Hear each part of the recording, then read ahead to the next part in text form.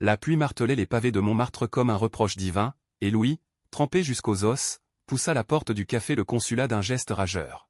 « Papa, tu ne comprends rien.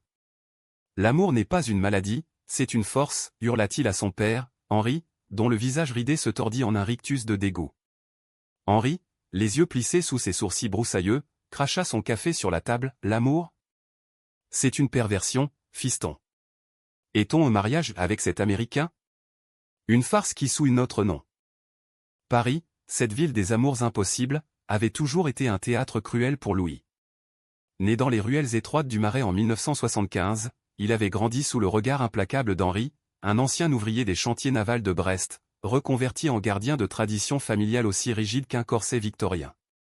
Henri, veuf depuis 30 ans, vivait encore dans l'appartement haussmannien du 5e arrondissement, entouré de photos jaunies de son épouse, Marie, et de médailles de la résistance qu'il polissait chaque matin comme des reliques. Pour lui, l'homosexualité n'était pas une identité, mais une trahison ou une tache sur l'honneur d'une lignée de marins et de poètes bretons. Louis, en revanche, avait fui ses chaînes dès ses 20 ans, s'installant dans le Marais où les drapeaux arc-en-ciel flottaient comme des défis au ciel.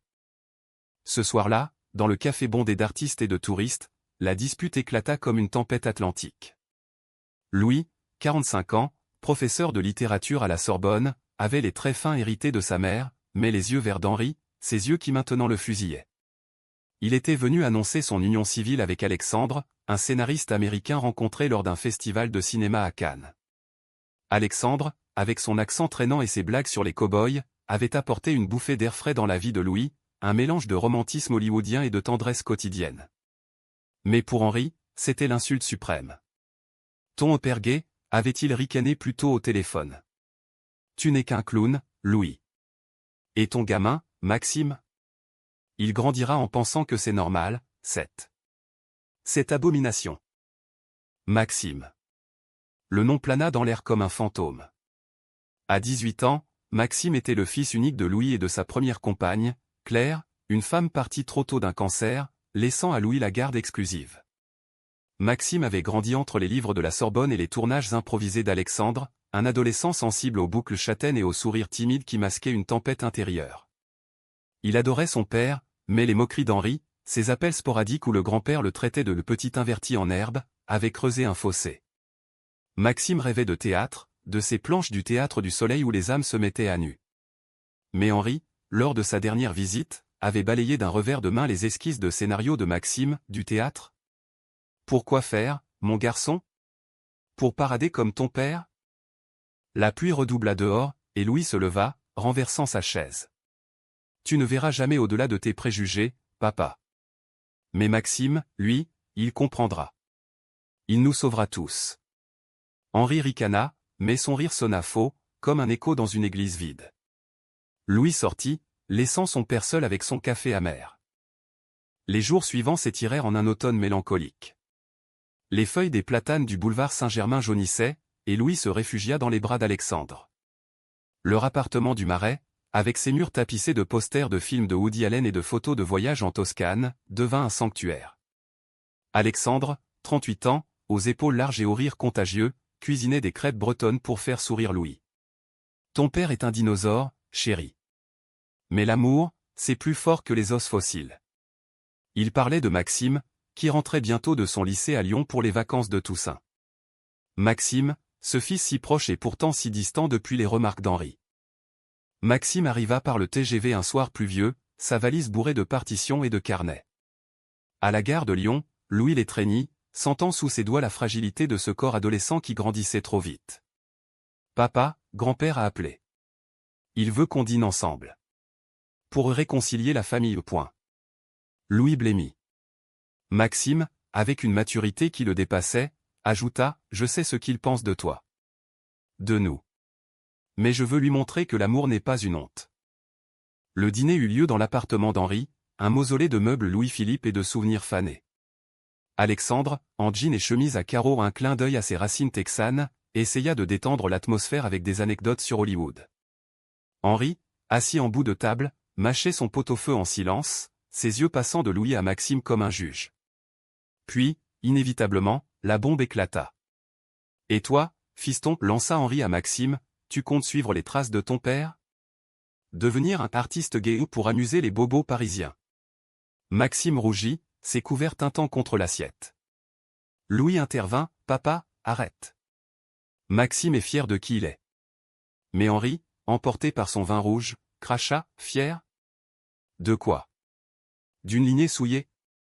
Ton mariage avec cette Yankee, c'est une blague. Et toi, Maxime, tu seras le clown du cirque familial. Alexandre posa sa main sur celle de Louis, un geste discret mais chargé d'amour. Maxime, les larmes aux yeux, se leva.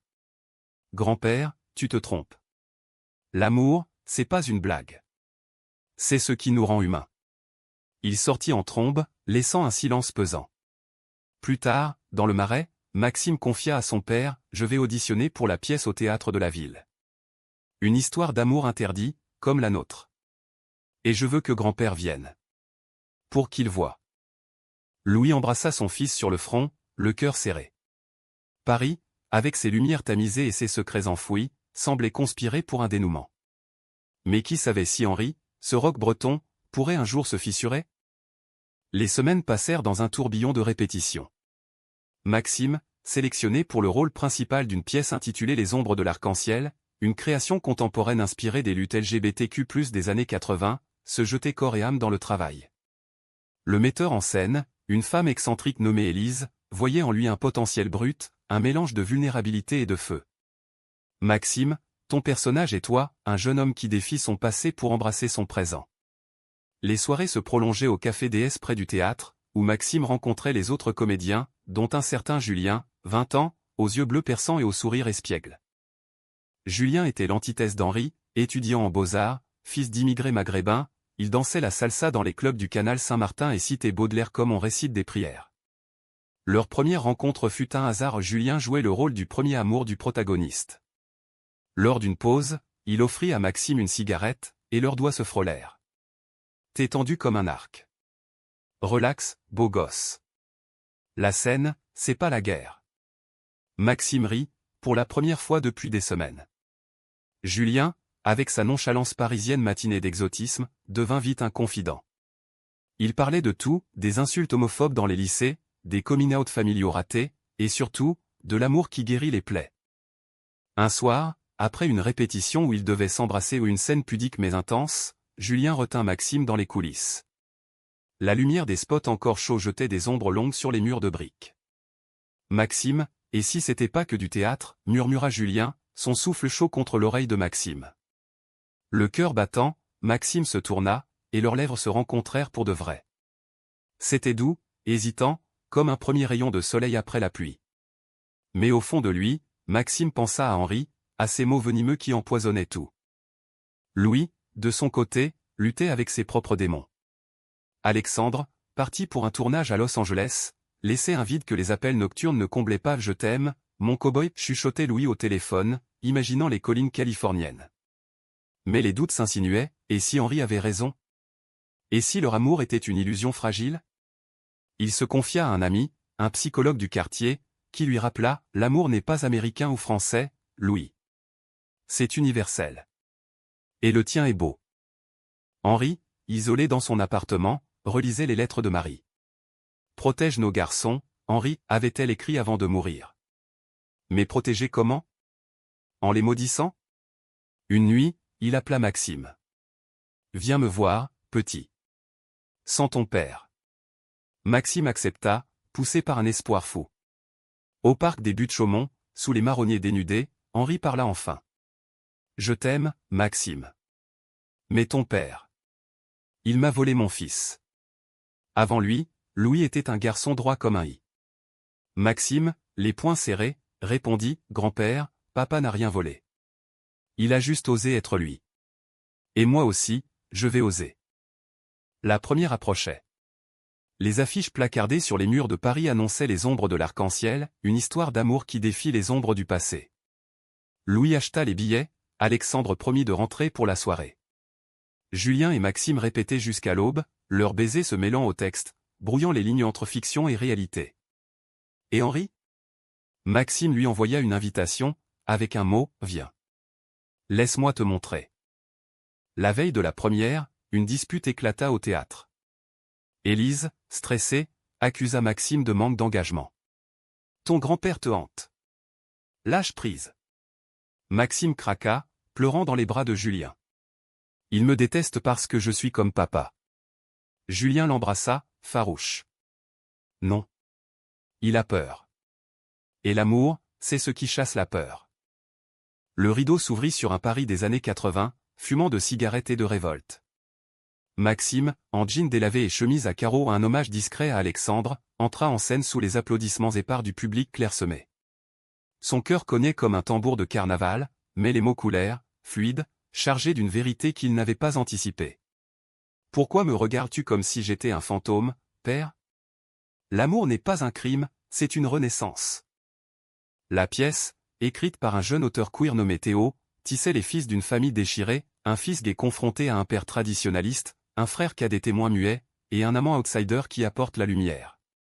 Maxime incarnait le fils, Julien l'amant un choix d'Élise pour l'alchimie naturelle.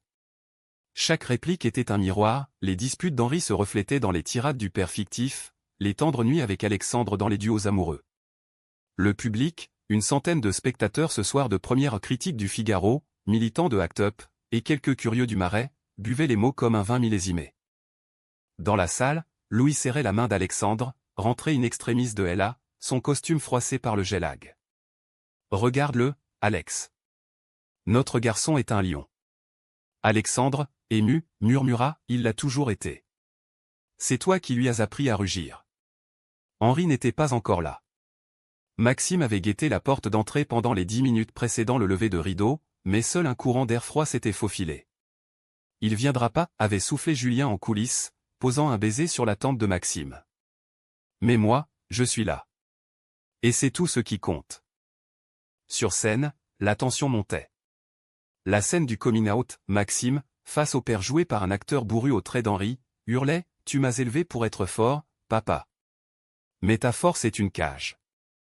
Laisse-moi voler. » Le public retint son souffle, une femme au premier rang essuya une larme. Julien entra alors, son personnage tendant la main, « Viens avec moi.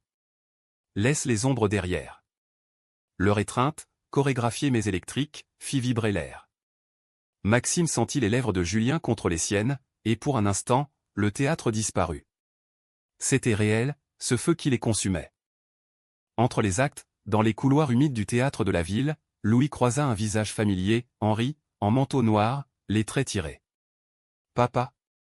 Henri détourna le regard. « Je suis venu pour Maxime. Pas pour ça. » Mais il resta, s'asseyant au fond, comme un spectateur clandestin. Louis, le cœur gonflé, rejoignit Alexandre. Il est là. C'est déjà une victoire. Le second acte plongea dans l'intime. Une scène de nuit, projetée sur un écran, des ombres dansant sous la pluie de Paris, symbole des amours cachés. Maxime et Julien, enlacés sur un lit de fortune, murmuraient des promesses. « Je t'aime, non pas malgré qui je suis, mais à cause de ça » déclarait le personnage de Maxime. Julien répondait « Et moi, je t'aime pour la lumière que tu portes, même dans l'ombre. » Le public applaudit, mais Henri, au fond, se raidit. Ses poings se crispèrent sur les accoudoirs, il se rappelait les nuits où Louis, adolescent, rentrait tard du Marais, les yeux brillants d'un secret qu'il refusait de partager.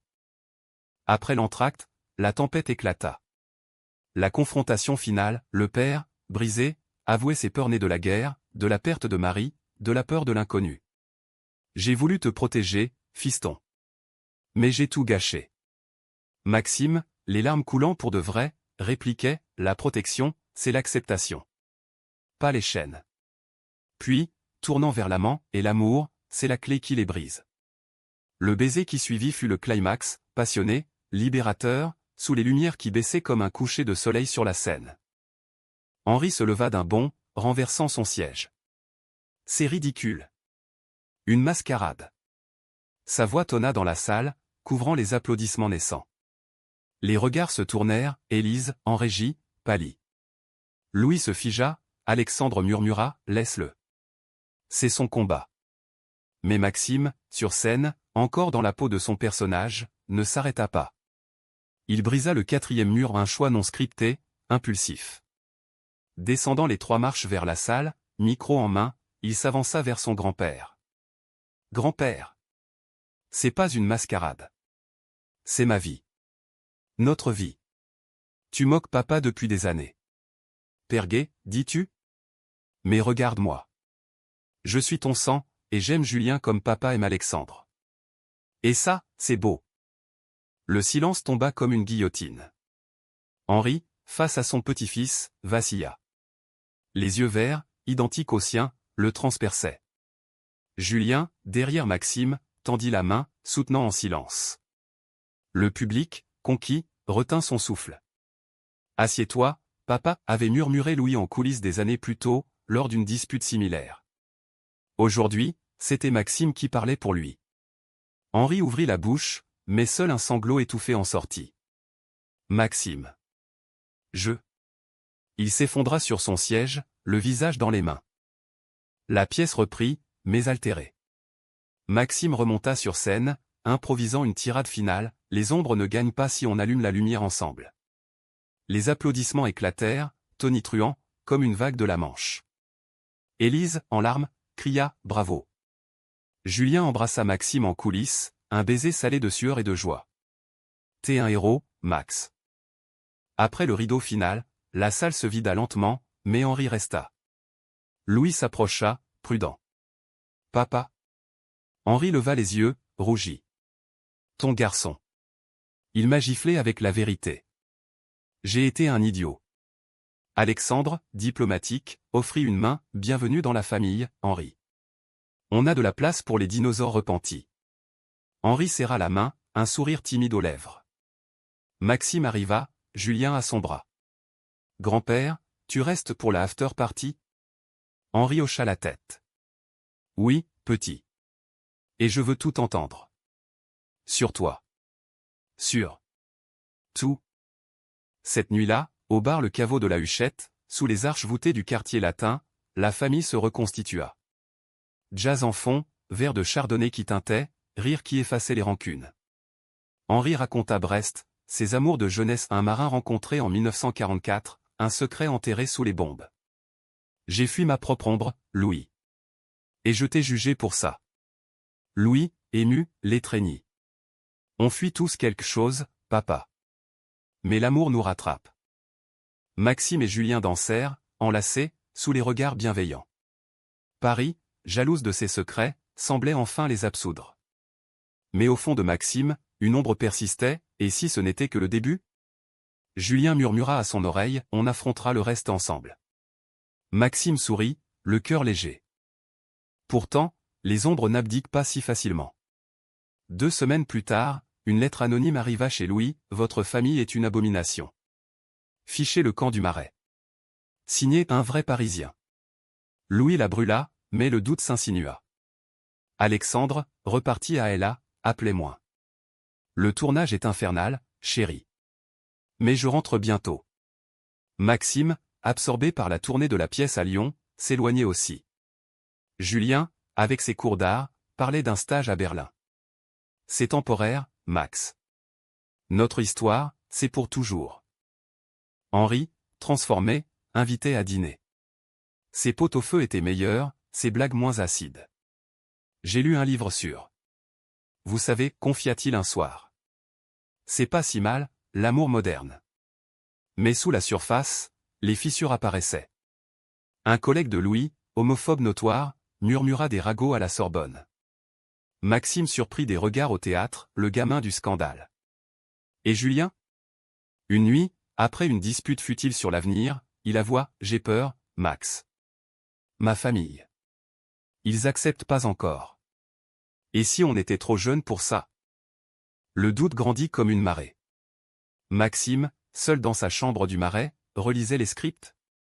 La pièce avait triomphé, mais la vie, elle, écrivait un autre acte. Un appel d'Alexandre, Louis, on doit parler. Le contrat à Ella s'allonge. Peut-être. Un break? Louis, brisé, raccrocha en larmes. Maxime le trouva effondré. Papa, qu'est-ce qui se passe? Louis confia tout, et Maxime, pour la première fois, se sentit vulnérable. Julien et moi. On craque aussi. Comme si notre victoire sur scène était une illusion. Henri, sentant la tourmente, proposa une escapade. À Brest. Pour respirer l'air du large. La famille partit, un week-end improvisé sous la pluie fine de Bretagne. La maison familiale, face à l'océan, crépitait de souvenirs. Là, sur la plage de Galets, Maxime et Julien marchèrent pieds nus. « Je t'aime, mais j'ai peur de te perdre », avoua Maxime. Julien l'embrassa, salé par les embruns. « On est plus fort que ça. » Mais le retour à Paris apporta la trahison. Alexandre, lors d'un appel vidéo, annonça « Je reste à Ella, Louis. » Pour de bon. C'était trop beau pour durer. Louis s'effondra, et Henri, témoin, pleura avec lui. « Mon fils. Je suis désolé. » Maxime, furieux, appela Julien pour se confier. Silence. Puis, Max, j'ai accepté le stage à Berlin. 6 mois. Et on verra après. Le cœur de Maxime se brisa. Tu me trahis? Après tout? Julien, voix tremblante, c'est pas une trahison. C'est la vie. La pièce continuait, mais Maxime jouait mécaniquement. Le public applaudissait, ignorant les coulisses en feu. Henri, devenu allié, confronta Louis, ne lâche pas, fiston. L'amour vrai se bat. Mais Louis, usé, murmura, et si j'étais pas assez? L'hiver s'abattit sur Paris comme un linceul gris, et avec lui vint la trahison qui fissura tout. Maxime, rentrant d'une répétition tardive au théâtre de la ville, trouva Julien dans leur petit studio du canal Saint-Martin, sac à dos bouclé sur l'épaule. Je pars ce soir, Max. Le vol pour Berlin est à minuit. Les mots tombèrent comme des flocons lourds, étouffant le feu qui couvait encore entre eux. Julien, les yeux fuyants, ajouta, c'est pas contre toi. C'est pour moi. Pour respirer. Maxime, figé dans l'encadrement de la porte, sentit une lame invisible lui trancher le ventre. La pièce Les ombres de l'arc-en-ciel avait été leur berceau, leur baiser sur scène un serment scellé sous les projecteurs. Mais maintenant, dans la lumière crue d'une ampoule nue, Julien n'était plus l'amant invincible. Respirer? À Berlin, avec qui? Un autre stage, ou un autre cœur, cracha Maxime, la voix brisée. Julien rougit, baissant les yeux. Personne. Juste. L'art. Ma famille me presse, et toi, avec ta tournée, on se voit si peu. C'était la vérité laide, la pièce triomphait à Lille, Nantes, mais chaque absence creusait un vide. Ils s'étaient aimés vite, furieusement, comme les amours parisiens sous la pluie. Julien, avec ses croquis de nu masculin et ses danses endiablées, avait réveillé en Maxime un désir qu'il n'osait nommer avant. Leurs nuits étaient des poèmes, corps entrelacés sur un matelas fin, murmure de Baudelaire entre deux caresses. Tu es ma muse, mon feu, disait Julien, traçant des doigts les tatouages imaginaires sur la peau de Maxime. Mais l'amour, ce traître, se nourrit de présence. Et Julien, fils d'immigré luttant contre ses propres ombres familiales, choisissait la fuite. Tu me laisses comme papa avec Alexandre, murmura Maxime, larmes coulant. Julien s'approcha, posa une main sur sa joue. Non. C'est différent. On est jeune, Max, reviens-moi entier de la tournée, et on recommencera. Un baiser, dernier et amer, c'est là le pacte fragile. Julien partit, la porte claquant comme un point final. Maxime s'effondra sur le sol, le téléphone sonnant en Louis, sentant le malheur. Fils? Viens à la maison. On affronte ça ensemble. Chez Louis, dans le Marais, l'air était lourd d'absence. Alexandre avait officialisé la rupture par un email laconique, elle m'a conquis. Tu mérites mieux que des promesses à distance. Louis, assis à son bureau jonché de manuscrits, relisait leurs lettres d'amour ou des post-it collés sur des scripts de films. Il m'a trahi pour un rêve américain, confia-t-il à Maxime, un verre de cognac tremblant dans la main. Henri, venu en hâte, posa une main paternelle sur l'épaule de son fils. Les rêves trahissent, Louis. Mais la famille, non. On est là. Henri, ce roc fissuré par la pièce, s'était mué en pilier. Depuis ce soir fatidique au théâtre, il avait changé, abonné à un journal LGBTQ+, il posait des questions maladroites sur Grindr lors des dîners. C'est comme Tinder, mais pour les garçons, riait-il, rougissant. Maxime, malgré sa peine, souriait. Presque, grand-père. Mais c'est plus profond. Ce soir-là, ils parlèrent jusqu'à l'aube. Henri raconta son marin de 1944, un nommé Paul, tué à Omaha Beach. J'ai aimé en secret, et ça m'a rongé. Ne fais pas comme moi, Maxime. Batte-toi pour Julien. Mais se battre comment? La tournée de la pièce débuta à Lille, sous un ciel plombé de Flandre. Maxime jouait mécaniquement, son énergie drainée. Élise, la metteur en scène, le confronta en loge. Où est mon lion? Cette douleur, utilise-la. Mais ne te noie pas. Les critiques louaient sa profondeur nouvelle, ignorant que c'était du vrai sang. Julien appelait sporadiquement depuis Berlin. Ça va, Max? J'ai vu des expos incroyables. Maxime mentait. Super. Et toi? Mais au fond, la jalousie rongeait, et si Julien dansait avec un autre, sous les néons berlinois?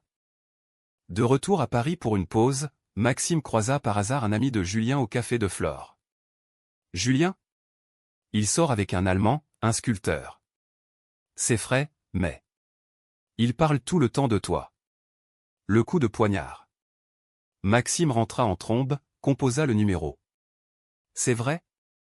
Julien, pris au dépourvu, balbutia. C'est rien, Max. Juste pour combler le vide. Toi et moi, c'est pas fini. Mais les mots sonnaient creux. Maxime raccrocha, brisé. Traître, murmura-t-il, écho des moqueries d'Henri d'antan. Louis, sentant la spirale, organisa une soirée et guérison, dîner chez l'ami Louis, le bistrot mythique, avec Henri et Élise. L'amour n'est pas linéaire, les garçons, déclara Élise, cigarette au bec. C'est un scénario avec des twists. Henri, éméché par le Beaujolais, ajouta, j'ai moqué ton père pendant des années. Et pourtant, regardez-nous. Ensemble. Maxime rit jaune, mais une étincelle ralluma, peut-être que la trahison était un acte, pas une fin. Pourtant, le conflit s'amplifia. À la Sorbonne, Louis fut confronté par son collègue homophobe, votre famille moderne fait jaser. Attention à votre poste. Louis, furieux, claqua la porte. Chez lui, il trouva une enveloppe, photo volée de Maxime et Julien embrassés, annotée et perversion familiale. La peur s'installa. On est traqué, dit-il à Henri. Le vieil homme, blême, jura, je protège les miens. Appelle la police. Maxime, de son côté, sombra. Il annula une répétition, erra dans le Père-Lachaise, sous les tombes de Proust et Wilde. Pourquoi l'amour fait-il si mal, se demanda-t-il, gravant du doigt le nom d'Oscar. Un texto de Julien, je rentre. On parle? Maxime ignora, le cœur en cendres. Le chaos trao surgit lors d'une représentation à Nantes. La salle pleine, Maxime sur scène, face au père fictif. Mais ce soir, la tirade vira au personnel, tu me trahis, comme tous. Grand-père, papa, Julien, vous promettez l'amour et vous fuyez. Le public crut à de l'impro, Élise, en régie, paniqua. Henri et Louis, au premier rang, se regardèrent, horrifiés. Après le rideau, Maxime s'enfuit dans les ruelles pluvieuses de Nantes, Julien l'attendant sous un porche revenu la veille. Max. Julien l'attrapa, trempé. Je suis là. L'allemand, c'était une erreur. Une façon de ne pas affronter que je t'aime trop pour te perdre. Maxime le repoussa. Trop tard. Tu m'as brisé. Mais Julien, à genoux dans la boue, pleura, laisse-moi réparer. Comme dans la pièce. Ils s'embrassèrent sous la pluie, un baiser de rédemption, mais teinté d'incertitude. De retour à Paris, la famille se réunit. Louis, après avoir porté plainte pour harcèlement, reçut des excuses d'Alexandre, je regrette. Elle a été un mirage. Mais Louis, plus fort, répondit, garde-le. J'ai trouvé mon Amérique ici. Henri, fier, leva son verre, à nous, les survivants. Pourtant, la trahison de Julien laissait des cicatrices. Maxime pardonna, mais le doute persistait. Et si on recommence à zéro, proposa Julien. Maxime hocha la tête, mais au fond, il savait, l'amour était une scène, et les applaudissements n'effaçaient pas les chutes. Le printemps hésitant de Paris, avec ses cerisiers en fleurs le long de la Seine, apporta une trêve fragile, mais les ombres s'allongeaient encore. Maxime et Julien, réconciliés dans un café ombragé du Luxembourg, scellaient leur pacte d'un café crème partagé. Pas de Berlin sans moi la prochaine fois, murmura Maxime, entremêlant ses doigts à ceux de Julien. Julien, Penaud, promis, jamais. Tu es mon encre, Max. Mais les mots, si doux, portaient l'écho d'une fracture. Julien avait avoué l'affaire berlinoise dans un flot de larmes, un sculpteur nommé Lucas, aux mains calleuses et aux rêves d'exposition à la Biennale. C'était physique, pas du cœur. Toi, c'est l'âme. Maxime avait pardonné au comment ne pas, avec ses yeux bleus suppliants. Mais la confiance, ce fil ténu, s'était effiloché. La pièce Les Ombres de l'Arc-en-Ciel entamait sa tournée nationale, un succès critique qui masquait les tourments personnels. À Bordeaux, sous les vignes naissantes, Maxime excella dans une scène d'amour pluvieuse, le public en liesse. Julien, en tournée avec lui comme doublure, le rejoignait en coulisses pour des nuits fiévreuses. On est invincible, soufflait-il, traçant des cartes stellaires sur le dos de Maxime. Mais les appels de Berlin ou des galeries intéressées par les croquis de Julien semaient le doute. C'est juste pro, jurait-il. Maxime hochait la tête, mais rêvait d'ombre.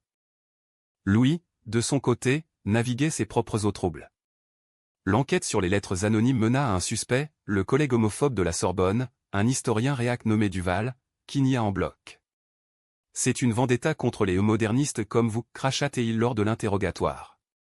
Louis, soutenu par Henri qui témoigna de son changement d'âme, gagna un soutien administratif. Mais la blessure saignait, pourquoi l'amour attire-t-il la haine, se demanda-t-il lors d'une promenade nocturne sur les quais. Alexandre, depuis Ella, envoya un collier à un arc-en-ciel en argent. Pour te rappeler les couleurs. Louis le porta, un talisman amer. Henri, devenu le cœur battant de la famille, organisa un pèlerinage à Brest. Pour clore les chapitres, dit-il. Le train filait le long de la côte, Maxime et Julien blottis dans un compartiment, riant de sketchs improvisés. À la maison familiale, face à l'Atlantique déchaîné, Henri ouvrit un coffret poussiéreux, lettre de Paul, le marin perdu. Lisez, les garçons. L'amour interdit n'est pas nouveau. Maxime, ému, serra Julien, on écrit notre histoire, pas la sienne. Ce soir-là, sur la plage, sous un ciel étoilé, ils firent l'amour pour la première fois sans hâte, les vagues comme témoins. Julien murmura, je t'aime, Max. Pour de vrai. Mais au matin, un email, invitation à une expo à Berlin. Julien pâlit. Je refuse. Maxime, jaloux, insista, va. Prouve que c'est pas une fuite. Le conflit ressurgit à Marseille, fin de tournée. La pièce, acclamée, fermait en apothéose. Mais en loge, Julien avoua, j'ai accepté. Une semaine, max. Pour mon CV. Maxime explosa, ton CV? Et nous? Tu me trahis encore. Julien, blessé, riposta, c'est pas une trahison. C'est ma carrière. Toi, avec ton talent, tu comprends pas. La dispute s'enflamma, mots comme des gifles, égoïstes. Peur de l'engagement. Élise intervint, les séparant. Sauver ça pour après le rideau. La dernière représentation fut cathartique. Maxime, canalisant la rage, livra une performance déchirante. Le baiser final avec Julien fictif mais chargé arracha des sanglots au public. Henri, Louis et Élise, au balcon, applaudirent debout. Après, champagne au Vieux-Port, toast à l'avenir. Mais Maxime et Julien, isolés, se réconcilièrent dans une alcôve. Pardonne-moi, murmura Julien. Toujours, répondit Maxime. Pourtant, l'ombre planait. De retour à Paris, la trahison frappa plus fort.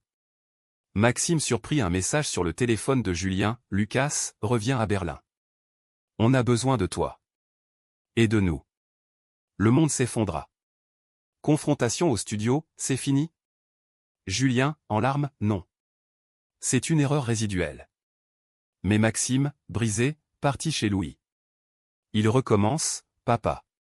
Comme Alexandre. Louis, serrant son fils, confia, l'amour teste. Et parfois, il échoue. Henri, apprenant la nouvelle, ragea, ce gamin est un lâche. Viens à la maison, Maxime. Là, dans l'appartement haussmannien, grand-père et petit-fils parlèrent jusqu'au bout de la nuit. J'ai moqué ton père pour cacher ma propre trahison, avoua Henri. Paul m'a écrit avant de mourir, aime sans peur. J'ai brûlé la lettre. Ne brûle pas la tienne, Maxime. Inspiré, Maxime appela Julien, choisis. Berlin ou nous. Silence. Puis, nous. Je reste. Le pardon fut lent, comme un vin qui mûrit. Julien annule à Berlin, se jetant dans un projet local avec Maxime, une lecture poétique au Centre Pompidou sur l'amour queer.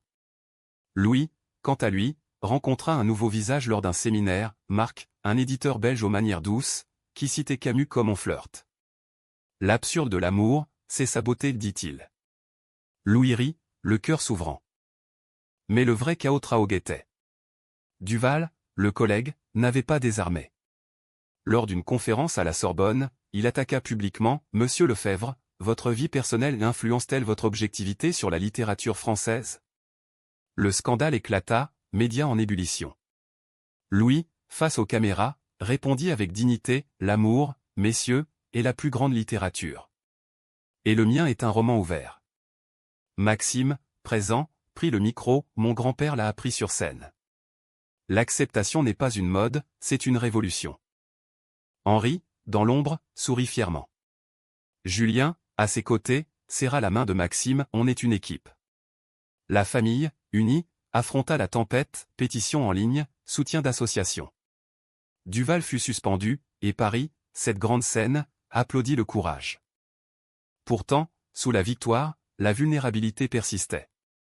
Julien, hanté par son choix, confia à Maxime, j'ai peur de regretter. Maxime, mature, répondit, l'amour, c'est regretter ensemble. Leurs nuits redevinrent sanctuaires, corps et âme entrelacés. Louis et Marc dînaient au Fouquet's, rire complice. Prends ton temps, conseilla Henri à son fils. L'amour vrai attend. Et Henri? Il écrivit une lettre à Paul, imaginaire, la brûlant sur la Seine, j'ai appris. L'été enveloppa Paris d'une lumière dorée, effaçant les cicatrices de l'hiver comme un repentir divin. Maxime et Julien, installés dans un petit appartement sous les toits de Belleville, peignaient leur futur à grands traits, projets de théâtre, voyage en Bretagne, et ces matins paresseux où le café se mêlait au baiser. On a survécu aux ombres, murmurait Maxime, traçant des cercles sur le torse de Julien. Julien, plus serein depuis son refus de Berlin, répondait, et on illumine le reste. Leur amour, jadis feu follet, s'était mué en braise constante passionnée, mais ancrée. La pièce Les Ombres de l'Arc-en-Ciel, désormais un classique off, revivait en saison parisienne au théâtre du Rond-Point. Maxime, promu co-metteur en scène avec Élise, injectait des touches personnelles, une scène sur la trahison, inspirée de Berlin, où le pardon triomphait non par miracle, mais par effort. Le public, conquis, pleurait et riait. Henri, abonné au 3e rang, applaudissait avec une fierté larmoyante. Mon petit-fils, un maître, confiait-il à ses voisins, un couple de retraités curieux.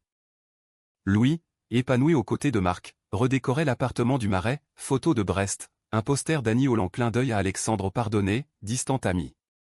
Marc, avec son accent wallon chantant, apportait une tendresse nouvelle, promenade en Vélib le long du canal, dîner où il récitait Verlaine. L'amour est un exil volontaire, disait-il. Louis, guéri, hochait la tête et le retour au port est doux. Henri les taquinait, deux intellectuels. Attention, ça vire au roman. Mais le passé, ce fantôme tenace, revint hanter lors d'une soirée d'anniversaire pour Maxime ses 20 ans, fêtée au consulat de Montmartre, là où tout avait commencé. La pluie fine rappelait la dispute originelle. Invité, Élise, Théo l'auteur, et surprise, Alexandre, de passage à Paris pour un festival. Pour voir si les cow-boys rentrent au bercail, blagua Théil, embrassant Louis sur la joue. Ambiance légère, jazz en fond, mais Julien, tendu, s'isola au fond du café. Maxime le suivit. Quoi encore? Julien, pâle, un appel de Lucas. Il expose à Paris. Il veut qu'on se voie. Pour clore. La jalousie, cette vipère, mordit. Clore? Ou raviver? Julien jura fidélité, mais Maxime, hanté par les doutes, explosa, tu choisis toujours la fuite. Comme avec Berlin. La dispute attira les regards, Henri intervint, tirant Julien à part. Écoute, gamin. J'ai moqué Louis pendant des décennies. Et regarde, on est famille. Batte-toi, ou perds-le. Julien, ému par ce grand-père improbable, promis, je refuse la rencontre. C'est toi, Max, pour toujours. La réconciliation fut un feu d'artifice, danse sous la pluie montmartroise, rire qui lavait les peines. Alexandre, témoin, tape à l'épaule de Louis, t'as un bon remplaçant. Louis rit, mieux, une suite. Le dénouement vint doucement, humain, sans fanfare hollywoodienne. Lors de la 100e de la pièce, Henri monta sur scène invitation de Maxime. Micro en main, tremblant, il parla, j'ai moqué le éperguet. J'ai blessé mon fils, mon petit-fils. Mais ce soir, je dis, l'amour est plus grand que les préjugés. Paul, Louis, Maxime, Julien, vous êtes ma lumière. Les larmes coulèrent, le public ovationna. Maxime embrassa son grand-père, puis Julien, un baiser qui scella tout. Après, sur les quais de Seine, la famille entière Louis, Marc, Henri, Élise fêta. À l'humanité de l'amour, porta Henri. Maxime, Julien à son bras, murmura, et à nous, qui avons gagné la scène. Pas de happy end parfait, Julien irait à Berlin pour un workshop court, avec Maxime, Louis et Marc planifiaient un voyage, conscients des ombres. Mais la victoire était là, dans l'acceptation, la résilience, l'amour qui, comme Paris, renaît éternellement. Henri, rentrant seul, relut les lettres de Marie. Tu as réussi, mon amour. Nos garçons volent. Et sous les étoiles, Paris murmura son absolution.